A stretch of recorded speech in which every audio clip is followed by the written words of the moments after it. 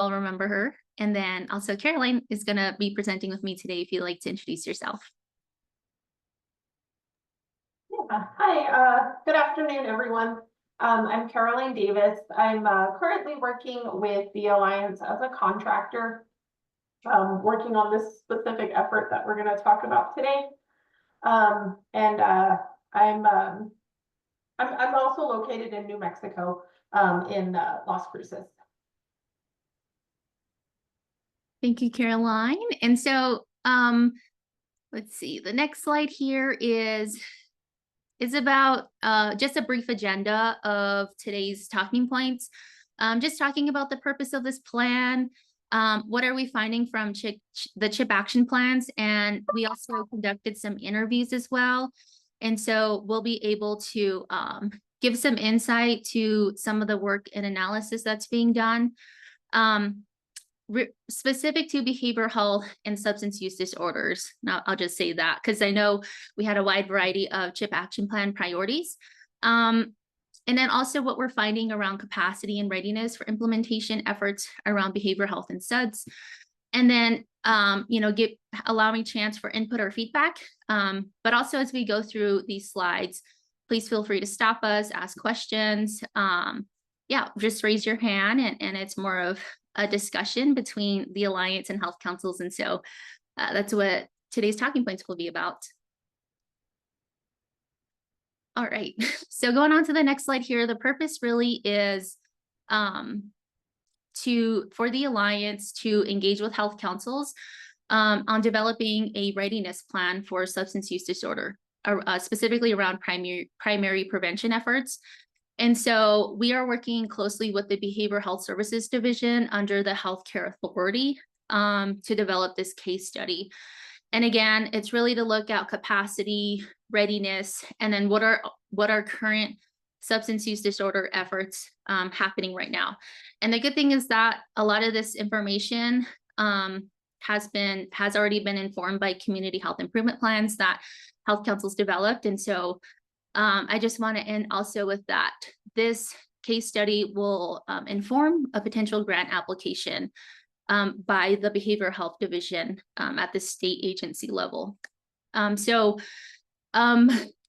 process that we kind of started with right now is looking at CHIP priorities. And we know that behavioral health was the #1 priority across the state for county and tribal health councils. And so looking at all of those CHIP plans, pulling themes together, across the board, things that we're seeing in all of the CHIP action plans. And I just want to note that no specific community level data has been mentioned or pulled, and health council specific names have also not been noted. So it's really just to look at the CHIP action plans, pull the themes together around goals, efforts, and then possibly looking at those outcomes as well. And so we want to just have, a statewide comprehensive action plan and really to work with BHSD on this. The second part is that we got a chance to meet with 6 county and tribal health councils to do interviews. And so we started with 4 county, 2 tribal health councils, but if you feel like you're interested in providing some input after today's overview, we're more than happy to meet with you and have that one-on-one. And so lastly, by no means is this a final document. It's definitely a work in progress. And so we have time to work with BHSD on, finalizing some of these points here, and more than happy to share out this implementation plan with health councils once we're complete. Val, anything else you'd like to add on this specific slide on your conversation with HCA for health councils? No, and just to take a moment, good afternoon, everyone. Take a moment to thank the 6 county and tribal health councils who participated in this case study. As we know, right, behavioral health, mental health, substance use disorders are a red alert, most pressing priority in our state. So the fact that there is this potential grant opportunity in the horizon, and the fact that we have this unique opportunity to inform the readiness, right, of implementation strategies that, of course, you're all leading at the local level, but then imagine with additional resources, being fully resourced to really meet the needs at the scale that is needed in our communities, would be such a great leveraging opportunity. So just to thank the 6 county and tribal health councils, and to thank all of the county and tribal health councils who are driving, who are the forefront and boots on the ground on this particular pressing priority in public health. And yeah, over to you, Geraldine. Thanks, Val. No, thanks for the context. And I feel like it's really important, but I'll just take a quick pause too as well. If any health councils have questions. Not seeing any. Okay, I'll go ahead and go to the next slide here. I think we gave pretty much a good overview of this during our summit if you got a chance to attend. But if you're new here, you will see here that obviously it's important. All health council efforts are really around promoting health equity, addressing social determinants of health, and improving population health. And so what's really great about this graphic here is you get to see a breakdown of health council priorities based off this process that health councils went through around assessment and community health improvement planning. And so they're currently in implementation phase right now. And so what that looks like is behavioral health prevention is definitely a priority. You see here at 56%. This is among 21 health councils. And so that's pretty much half of our health councils, a little over half. Mental health and suicide, you see that at 16%, substance use disorders and misuse, 13%. And so looking at that percentage of health councils focusing on behavioral health, and we'll get into some details around some of those strategies and goals. But you do see as an overarching goal, even if we were to pull up our regional CHIP priorities, of the 5 regions, 4 of the 5, actually, number 1 is behavioral health prevention. However, in one of our regions, I think it was in Northwest, their CHIP priority overall, number 1 was access to quality healthcare services. And so this is just to give context to, a statewide overview of CHIP priorities right now. And this is probably familiar for a lot of you. On the next slide is a breakdown of the findings. And so we'll go over the findings from CHIP action plans, and then we'll go into interview findings. And so what we're seeing overarching goals for some of the CHIP action plans, obviously, number 1 has been the increased access to SUDS, behavioral health services and resources. 2 is also implementing that culturally appropriate model or approach to behavioral health and SUDS. And we primarily see this in our tribal health councils efforts.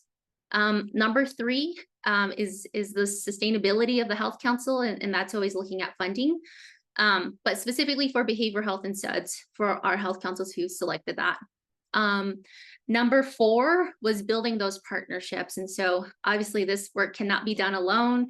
And so not taking the silo approach and really looking for those partners in the community that have an alignment of the priority, have current initiatives around behavioral health and SUDS, and then, looking for the gaps of what are we missing in our community right now around SUDS and behavioral health.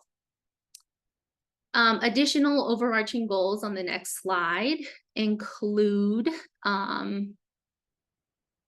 engagement with community members. And so that's really around education and prevention.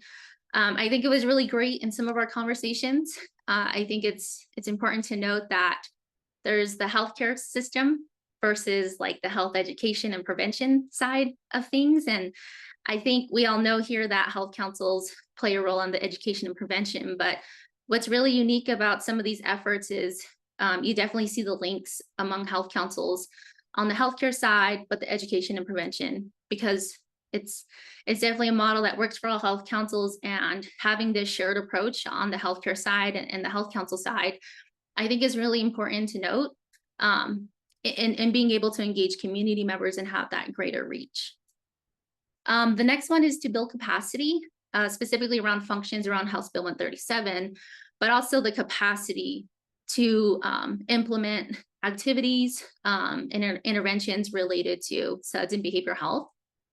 Another important one that we did see was that continuum of care. So right, once there's education and prevention happening at a health council level, where can a health council fill in to refer, share resources, get someone to a provider, get medication, transportation. And so, I think it's beyond the education and prevention too, is what health councils noted is that continuum of care, maybe after a health fair or after a behavioral health summit. Where can we support? And then the last one here, I think this one here is also looking at policy solutions specific to social determinants of health. So I think, as Val says, health is not compartmentalized. And so thinking about how behavioral health is linked to housing, food, access to, quality healthcare, and so even transportation. And so I know some health councils are also looking at those policy solutions related to housing and transportation, which we'll kind of also see here later in the slides. And so those were the overarching goals. Now going into specific strategies. We definitely did see some efforts around improving internal systems and processes for access. Some of those examples include providing gift cards for attending a behavioral health appointment, also transportation support. I know that some health councils provide transportation to some of their community members. Some have even been doing some efforts around HIV and STI clinical services. And so, looking at behavioral health and SUDS disorders and use, and how that also has an impact on, your risk for other, maybe catching an HIV or STI. So also having that additional referral to some of those services. And then also some tribal health councils have been seeking behavioral health alternative strategies. I think some were focusing on like acupuncture, having a massage chair. And so that was really neat to kind of, see that and have those conversations about some of those actions.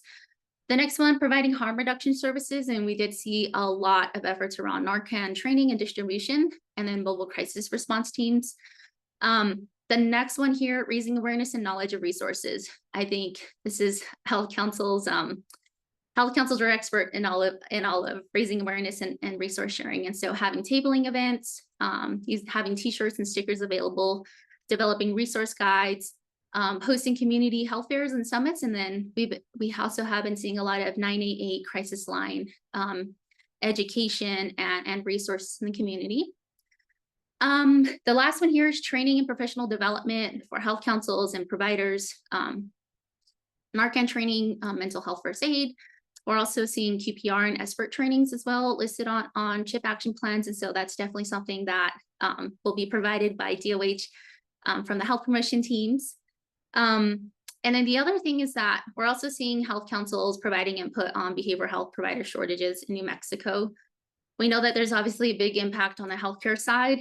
However, health councils also partner with our providers. And so thinking about how to link those two, but it's also difficult and a challenge to have a provider at your health council when you know that obviously they have pressing priorities at the clinic or admin burden, right? Some things that we're hearing statewide. And so those are some of the strategies right now, some of the big things that are sticking out to us. And I believe we might have, next slide. So the next list of strategies is around reducing stigma. And so some things that we're seeing, at least from county and tribal health councils, obviously is having culturally appropriate education. One of our communities is actually translating all of their information and education into the Navajo language, which is awesome, from one of our Navajo health councils. Having community-based events, working with a traditional healer. And then they've also been doing like physical fitness events and awareness walks. But it definitely is a challenge, to address stigma in communities. I think we've been hearing a lot about how communities are very small, and word of mouth is something that is definitely a challenge when you know everyone. And so, looking at how to overcome a barrier like that as a health council, and to protect, community members, those who are facing SUDS disorders. Again, proving partnerships. And so looking at wraparound services, expanding their behavioral health partnerships, and then some even implementing an electronic referral system. So what does that look like? What is the funding, and what is the sustainability of a referral system? There's been a lot of focus on integrating the youth in schools in some of these efforts, and so providing backpacks for students while having education, seminars, and then also what's really neat about tribal health councils as well is working with local leaders, local elders and the youth, having these sessions where they're doing storytelling, weaving, and beading, but also integrating and incorporating some behavioral health and SETS education. And then lastly, assessment and planning activities. We've been seeing a big uptake in collecting additional data, doing the surveys, and then focus groups and interviews. And so that's just additional information to help inform, some of the work happening or inform additional activities that are needed in the community. And I think that kind of completes my end, but I'm just going to take a quick pause. If anyone has any questions about what I just covered around goals or strategies from Health Council statewide.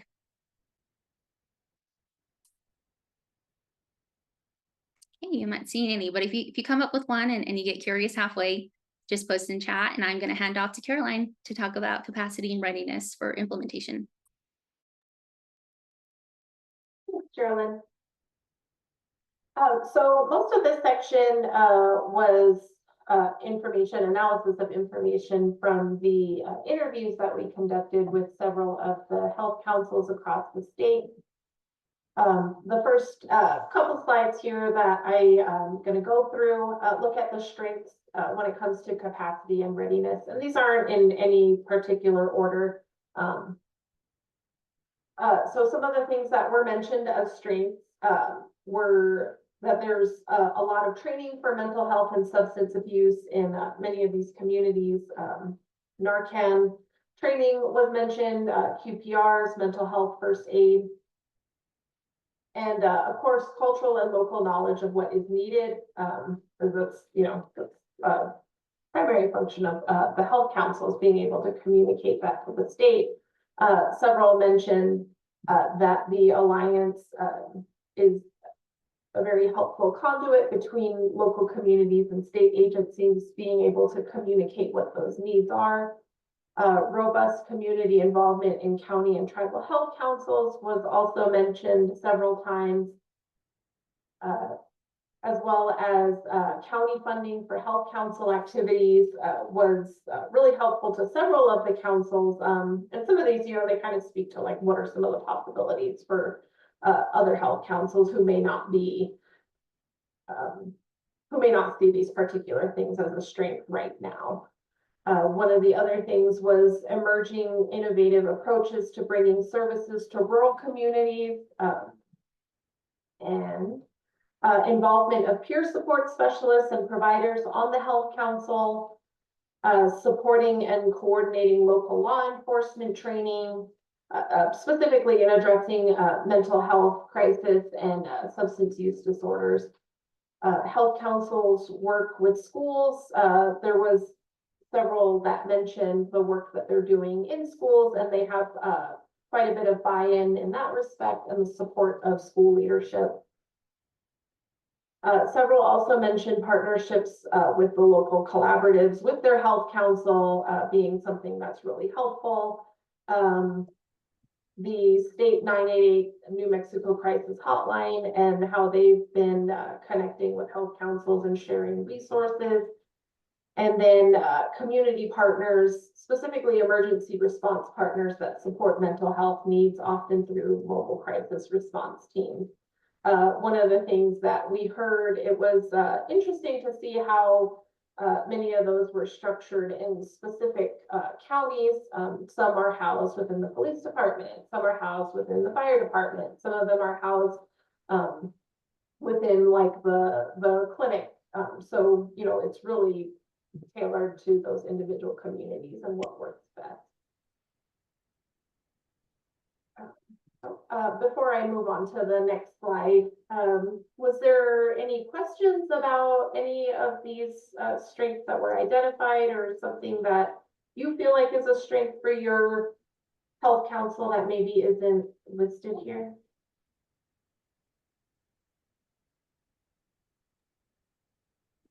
Quick question, Caroline, I know we're co-presenting together, but to give context, what innovative solutions or approaches, as you mentioned on the previous slide, were mentioned on CHIP action plans or the interviews?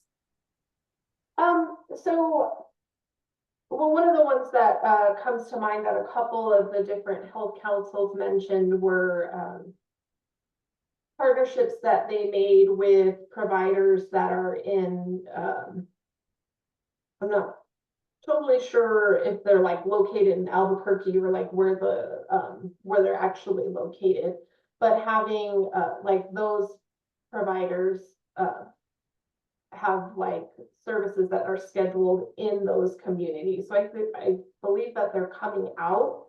And then some of them with like the transportation options that they're providing, reimbursing through gift cards to get people to their appointments, things like that.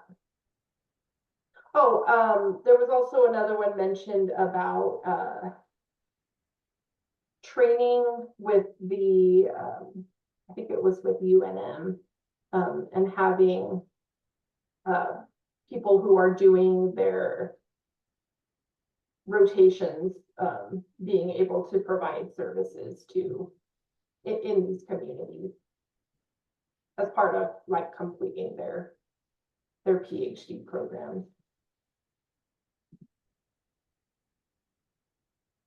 Is there any other questions?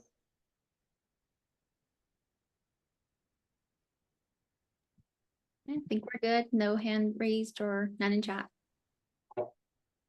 So the next part that we talked about in the interviews was to identify what are the gaps, like what are the needs and opportunities that are identified by the health council. One of the ones that was kind of unanimous across the board was the need for locally located behavioral health facilities.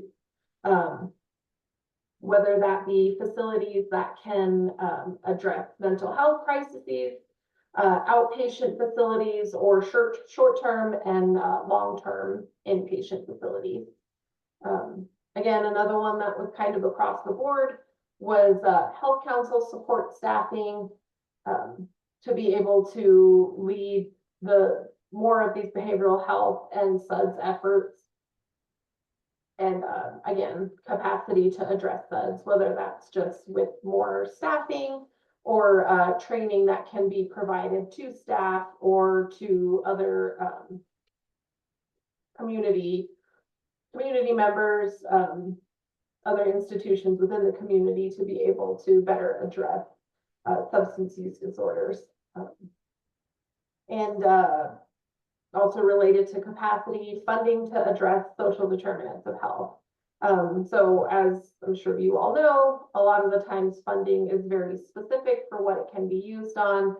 So the need to address some of those things, and certain social determinants mentioned were things like housing and transportation.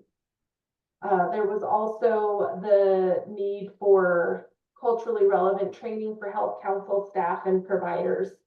One of the tribal health councils mentioned that some of the training that is readily available, for example, like mental health first aid, that it's not the most culturally relevant training to be providing to health council staff or the providers in the community, and being able to have better access to things that are going to be culturally relevant, particularly for tribal communities in New Mexico. Another need being the strategies to bring qualified and licensed providers to health councils. This also across the board, that there's that shortage of qualified and licensed providers. So strategies to bring more of those in, as well as addressing provider retention and shortage, particularly in rural and tribal areas. And as well as improved collaboration with state agencies and local collaboratives. Some health councils had really good partnerships with local collaboratives, while others, it was, either not great or just, non-existent.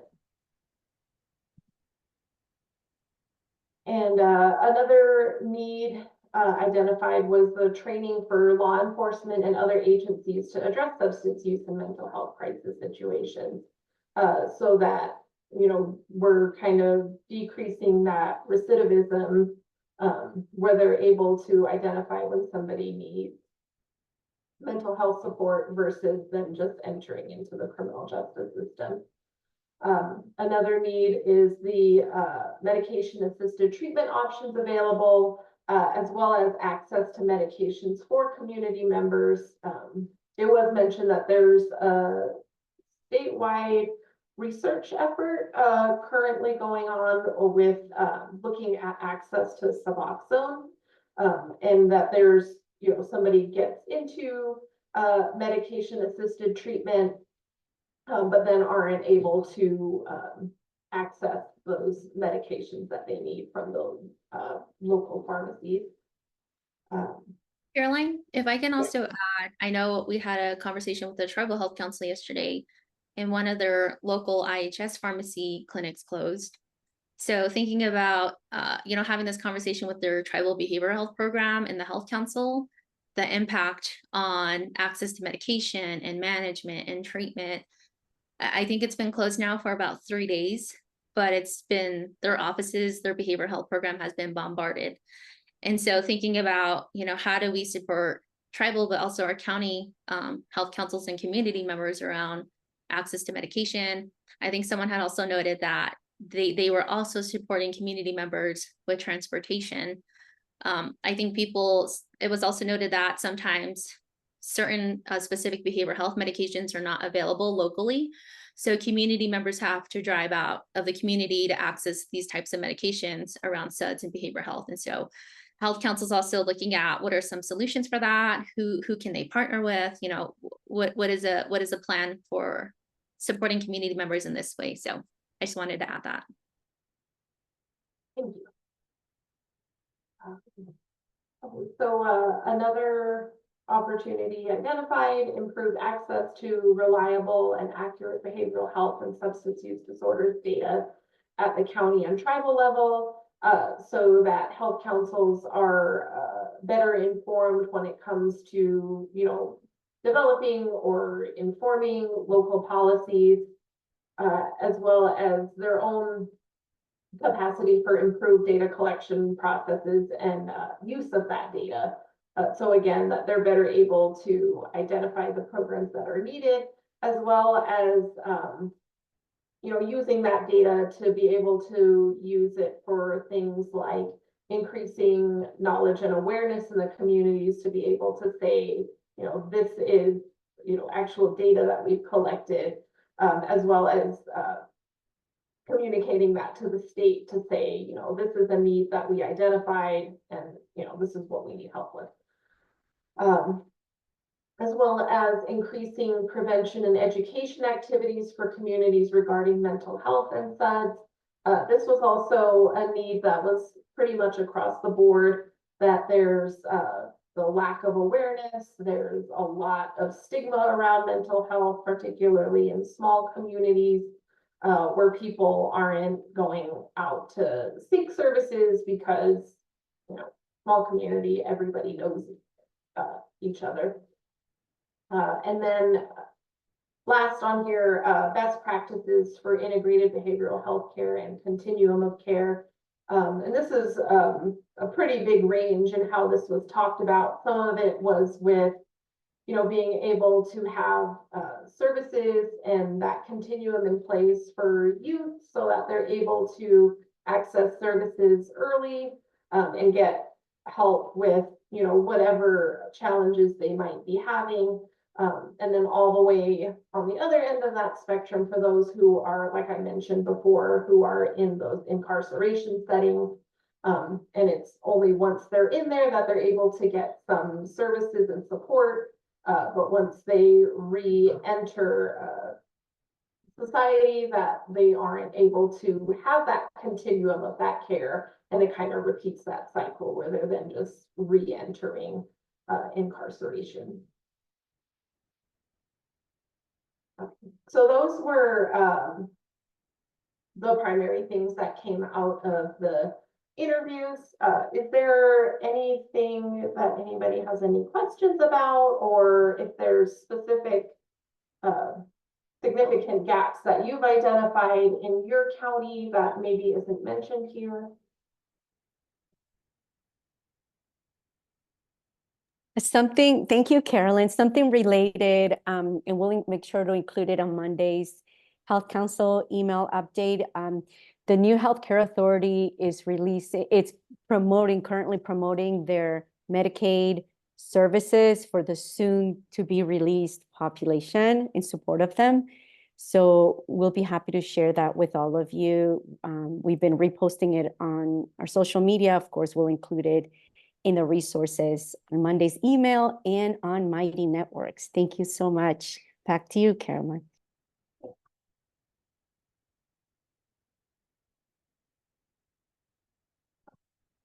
Oh, somebody had a question. Yeah, hi, this is Anna Horner down in Bernalillo. Hope everybody's doing well. Thanks for pulling all this together. At HEC, the Health Equity Council, we've really been looking at behavioral health this last year and just trying to get a sense of the landscape at a systems level of behavioral health and sort of trying to identify opportunities to intervene at the systems level to improve the system, the behavioral health system, and kind of assessing, where does it make sense for the Health Council to put our efforts. So this is just really great seeing all of these ideas. So I just wanted to say that, and then I guess I have a couple of specific questions. One related to under the gaps, I think, and opportunities. The slide prior to this one, the bullet around needing to increase the capacity to address SUDS and funding to address SDOH. Is that internal to the health councils? I'm just curious if this is about, system-wide, we need more people, agencies within our communities to address these particular needs, or is this about building capacity of health councils themselves to address these needs? And I'm just curious if it's the latter, what that is looking like. Yeah, I can chime in. Thank you, Anna. So it is looking at the readiness of this function of public health, county and tribal health councils who are serving at the local level, coordination of essential services for community, collaboration, systems collaboration. As we know, health councils also collaborate with behavioral health collaborative. And so it's really looking at the capacity of health councils currently, the readiness, and also all things perfect.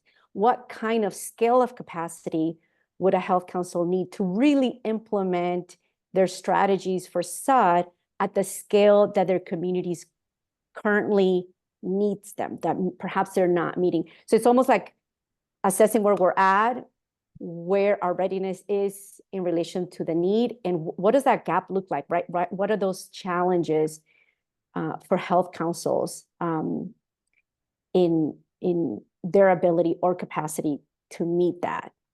Does that help, Anna?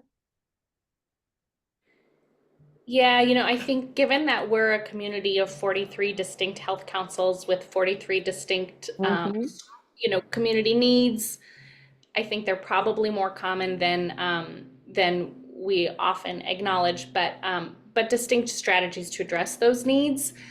I'm just trying to wrap my head around kind of the spectrum of intervention maybe, and that particular idea, trying to understand if the health councils who are looking at improving their capacity to address SUDS, for example, if that's around specific strategies that health councils would implement, such as direct service kind of strategies. Yeah, that's just kind of my question. So again, I think the bigger context for the question is, what is the role of a health council?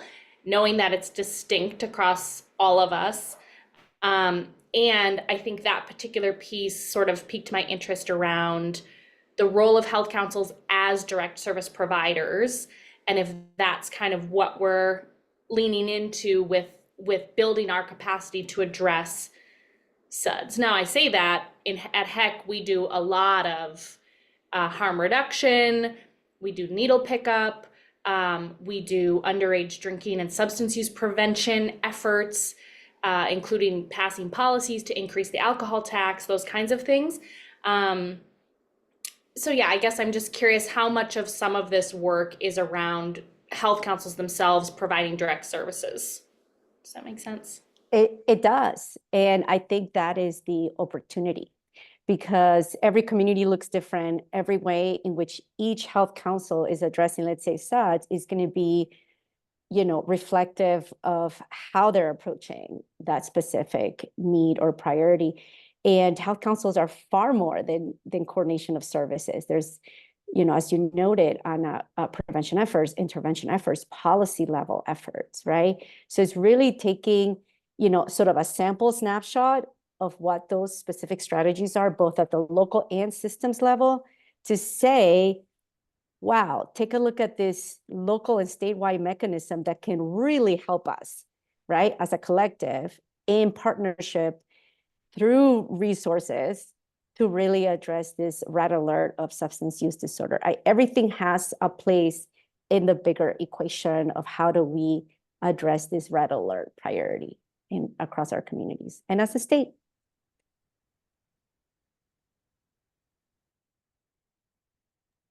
There was also something in the chat from Joshua, who is a community health worker at UNM with the Health Worker Initiative. They're currently planning focus groups regarding housing instability and want to connect them with providers, community members, and different regions of the state.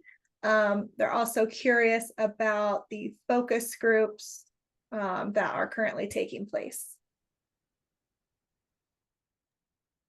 I can answer some of that. So the focus groups all happen at a county or tribal level. And so this was part of either the community health assessment process before developing the community health improvement plan. So tongue twister there, but yeah, those focus groups had happened and to inform a lot of these priorities. I think I showed that slide a few slides back around CHIP priorities. And so that's when those focus groups happen. And I hope that is helpful. Joshua, if you have any additional questions or follow up to that. Yeah. Let's see. So, okay, that'd be cool. Yeah, I just didn't really, I guess I didn't really know about that beforehand. So, yeah, because I mean, our main thing is, of course, we don't want to duplicate things, and of course, community members are always overstudied and all that stuff, and things are saturated. So it's just kind of wondering where hopefully we can be with connecting with community providers and also people as well, to see, because this one's related to the focus groups we're doing are related to the DFA Emergency Rental Assistance Program. So it's kind of going back on that to see how that program could get better. So that's kind of what the focus groups we're working on is around. So Great, thank you. Yeah, feel free to drop your name in chat and maybe we could follow up with you on a side note. To see how we can connect you with health councils or possibly have a space for you at our future health council talk. okay, awesome. Thank you. Any other questions about any of the information shared today or thoughts, or maybe your health council doesn't agree or yeah, whatever, it's up in the air. Okay. Well, there is none. We're just going to put up a quick poll here, but the question is around how much of a concern are the priorities around behavioral health and substance use disorders? How much of a concern it is to the leadership in your county or tribal community? And so we'll just kind of gauge the room. And I think this question is important for us as we think about health councils and the structure and the involvement of leadership at a local level. And so, you know, just to see what that looks like for health councils or county health councils right now. And the response is low, moderate, or high, and you could choose not to answer if you'd like. And this could be from your experience in working with leadership at your level around your CHIP action plan or implementing some of these efforts.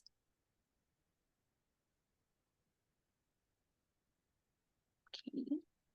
We'll give that maybe 10 more seconds, and then we'll go ahead and just pull up that quick poll.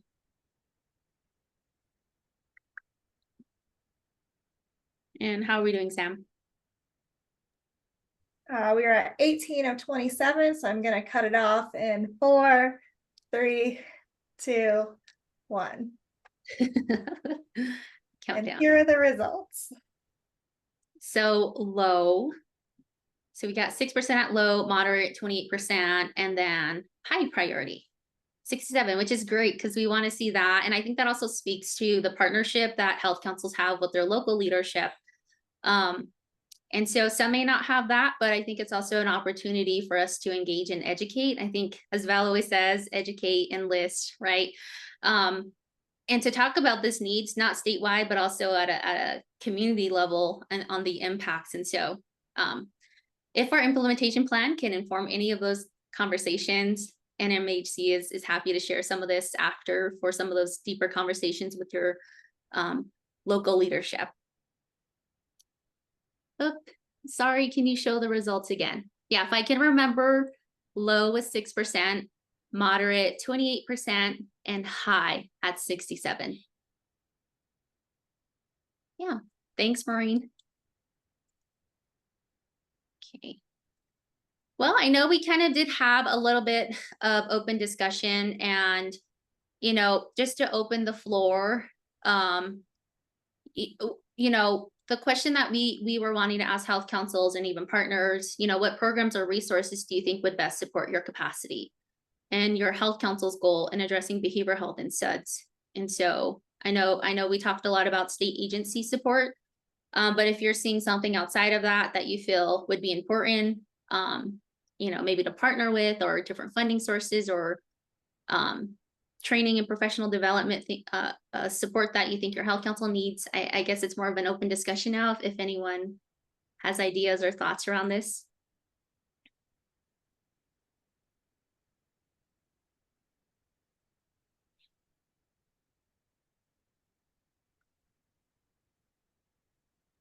I'm already seeing this in my community, but especially Suboxone, am I correct, right? The Narcan trainings for our communities. And I have seen a growing support for that.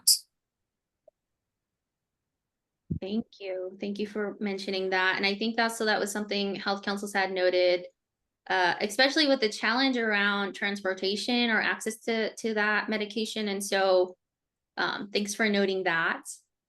And also, Brenda, if you want to elaborate, but you mentioned evidence-based SUDS prevention programs for youth. What has been your experience with addressing youth and having those an evidence-based approach? Well, we are just in current search of a good program. We have an opportunity to work with some middle school youth, but we need to take something in that will be good and effective. And we don't want to reinvent the wheel and try to come up with something that wouldn't be effective. And so just curious about the schools that you're working with, do they have a specific approach that they've used in the past, or?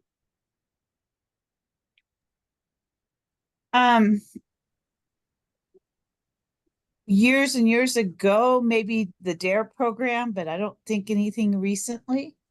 Mhm. Yeah, as far as the middle school that we are talking to. There was, I forgot the name of the program that may be being going on in the elementary school, but it's not being transmitted to the middle school. Gotcha. The DARE program. I think we can all remember that program.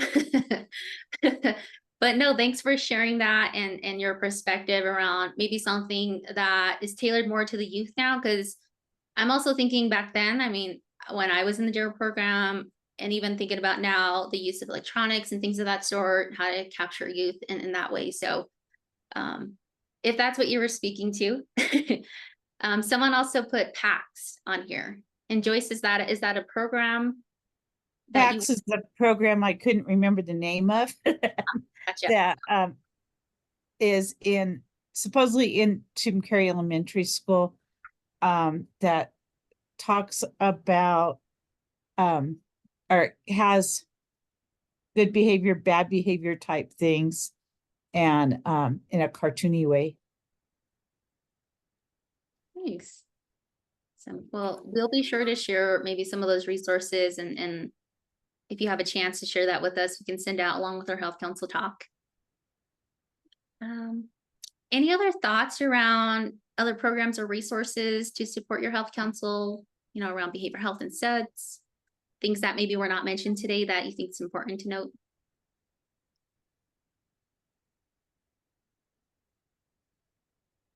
Awesome. And I think if you see that Brenda, someone, Jennifer with Healthcare Authority is an NARCAN trainer, and they are working on middle school programming.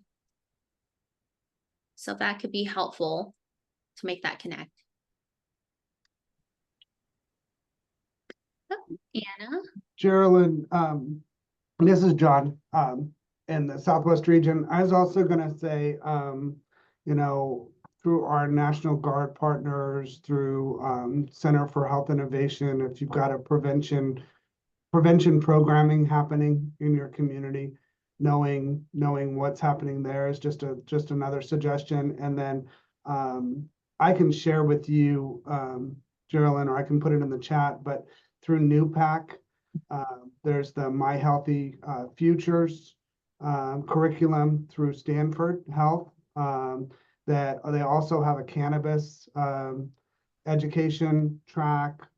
There's some other educational resources out there as well. So just wanted to share that as well. Thanks, John. I actually think we have NEWPAC presenting in November. So share, yeah, feel free to share that. And then, you know, join us back in November at a Health Council talk to hear about NEWPAC. I see a question from Anna. Or hand raised, sorry. That's great. Thank you, John. Yeah, I think there's kind of a similar thought popping up that came up at our last community coalition collaborative meeting. Just so everybody knows, I'm not sure I have that name right, but the meeting that we had with the health councils and the local behavioral health collaboratives and the early childhood collaboratives around, you know, I would love to see, and it would really benefit HEC's behavioral health systems focused efforts, an overview of what the Behavioral Health Services Division at the state level, what their strategies are to address behavioral health across the state, as well as the behavioral health collaboratives, which is another state level department of sorts, what their strategies are, and how they're implementing them. You know, I think John just mentioned a couple of other system players, right, that are doing things that probably have statewide strategies that they're implementing in each of our counties or tribal areas.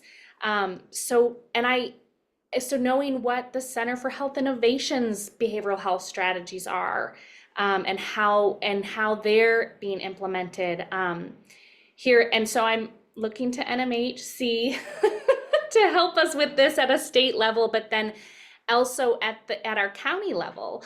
For Bernalillo County, we passed a tax in Bernalillo County to tax all of us in order to provide more funding for behavioral health services. And so understanding what that strategy is at the county level. And I will say, HEC has had one-on-one conversations with folks who work in behavioral health collaborative at the state level, folks who work in behavioral health at the county level. And we've had conversations with the head of Albuquerque Public Schools counseling, right, to try to understand. But there's only so much we can understand and absorb from one-on-one conversations. How can we, and would be really helpful for us to begin to, can we visually map this stuff out so that it's not just a one-on-one conversation where those few of us at HEC are walking away with a slightly increased understanding, but then we can bring that information back to our health council and share, this is what we're learning about the systems and the infrastructure in our state to address these issues, and then how we can find our local efforts intersect or support or build off of or align all of this stuff. But and I'm pretty new to behavioral health, so maybe those of you who've been here for a long time know that, have a working model in your brain. For us, it's been very overwhelming and unclear. Who is doing what? Where are our resources? What is the strategy? Where all this money is going into funding these great people who are committing to working towards this. So thank you guys for always providing me space to be long-winded, and I will pass it back to you, Geraldine. Yeah. On that note, Anna, thank you for bringing up Community Collaborative Forum, which was seeded by NMHC last year as a way to bring, starting with these 3 coalitions, right? County Tribal Health Councils, Behavioral Health Collaborative, Early Childhood Education, to begin that conversation. Where can we collaborate in support of one another in service of our communities? And it's been so successful that now it's open to the public, and we're bringing various types of key partners in public health, cross-sector partners in higher ed, and so much more. This last convening, my friends, was in August. We're gonna have another one before the end of the year. I'm looking into the first, second week in November before the holidays, where, to Anna's point, we're gonna do a systems mapping. And so this is where we need your partnership in bringing your key partners to this space, because it's gonna be an interactive process. All of us are going to map out what are currently all the, say, initiatives, programs, state agency, funding sources, priorities, strategies for this year's in short-term versus long-term, and together start mapping this out so that we can see the bigger picture. Who are the key partners? What are various roles within this shared goal of, carving a pathway forward toward a healthy and thriving New Mexico now? Because there is dedication, there's talent, there's expertise, there are resources at the table. How can we mobilize more clearly in seeing our place in the bigger picture? Who's around us that we can collaborate with in service of community? So there's a now piece that we get to do together that will pave the way forward into these long-term strategies, working smarter together in service of our community. So thank you for, the question, the comment, the feedback, Anna. We're always in these spaces of systems collaboration for systemic solutions from the local level and across the board. So very exciting. We'll keep you all informed and invite you to be a partner with us in bringing in your partners that you're working closely with. Go ahead, Geraldine. And Val, correct me if I'm wrong, but we also had a meeting with the governor's office with Gina, her policy analyst. This was also brought up by one of our tribal health councils that they don't know what's going on at a healthcare authority and in what ways they're partnering with the New Mexico Department of Health. And so it was a request from a health council to the governor's office to bring those state agencies together to share out in a space like this on all the things you talked about, Anna, around goals, vision, initiatives, things going on. So the governor's office said she would follow up with us to host something like that. Yeah. And bring them into the fold with our community collaborative forum as well, because having elected officials there, policy advisors to, let's say in this case, the governor and you know, various committees in our legislation would be so critical. And on that note, my friends, do you have like 2 more minutes? We have some advocacy updates, timely advocacy updates. If you show me a little thumbs up, let me know if it's okay. So as of mid-August, Representative Thompson, who's one of the co-sponsors for the funding bill for health councils, has submitted a $12 million funding request for FY26. Of course, NMHC continues with its engaging education and enlisting of elected officials and the governor as to why it's so important to reinstate recurring optimal funding to leverage health councils for success in service of communities. We've been meeting with Senator Munoz. Thank you, Lauren Jaramillo from Cibola County, for being with us. Met recently with policy advisor to the governor, Gina de Blasey, of course, Secretary Allen from DOH, with Representative Small, who are very much in support of reinstating recurring funding. So this time, September 6th, we're in the middle of interim session, my friends. So this is where our unified efforts around advocacy is so important. We have an upcoming deadline of September 15th for our letter of support, as some of you may be hearing from Anna and other team members. Every effort counts. Even if you do once a week, it counts. We're in this together.